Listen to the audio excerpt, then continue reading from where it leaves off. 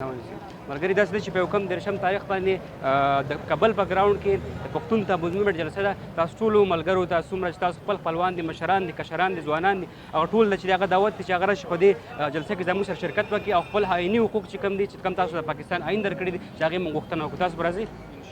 مننه، خوشحاله اوسئ. السلام علیکم. دا د سوات منمجبې 40 کلن سنگین خان دی چې پیښور پوهنتون کې زده کړې کوي. سنگین خان د منګوري ښار په سوراب خان چوک کې د منظور پښتین جلسې لپاره ولس رابلي. وایي چې د جلسې تیاریانې مو هغه وخت نه شروع کړي کله چې د پیښور په جلسه کې د سوات ولس ستونزو لپاره د جلسې اعلان وکړی شو. دوی وایي د سوات ولس هم ځپلی شوي دي.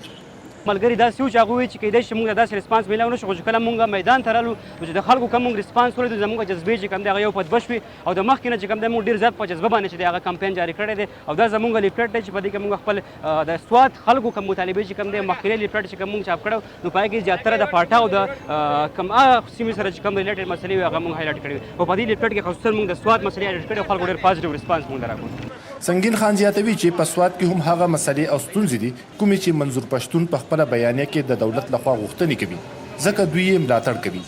اوس د پاکستان په آئین کې په آرټیکل 10 کې دا خبره ده چې کله یو کس چې دی هغه ته ګرفتار کړي نو په 24 غنټې کې دننه چې کوم دی هغه ته مجسټریټ ته پیش کړي. نو موږ د هغې آئین د دغې شک د لاندې چې دا مطالبه کوو چې څومره خلک ګرفتار کړی شوی دی نو هغه چې دی هغه د عدالت مخې ته پیش کړی شي.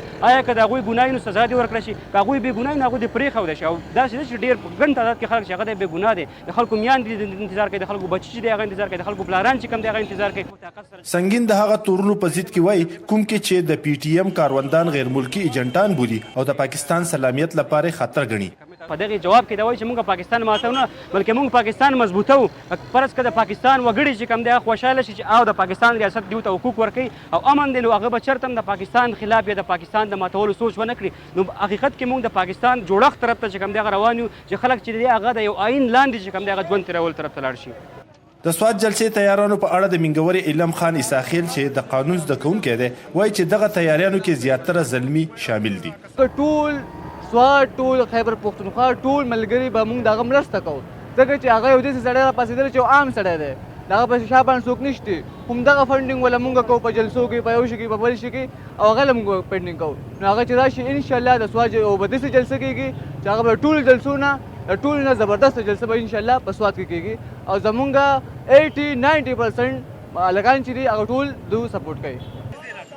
د سوات جلسې لپاره تیاریانې کوونکي زلمي وایي چې دوی 25,000 د پوهې راوستو پمفلیټونه تقسیموي. دې ترڅنګ د سوات په تحصیلونو او یونین کونسلو کې هم د جلسې لپاره اعلانونه پیل کړي دي چې مقصد یې زیاتو نه زیات خلک جلسې ته رابلل دي.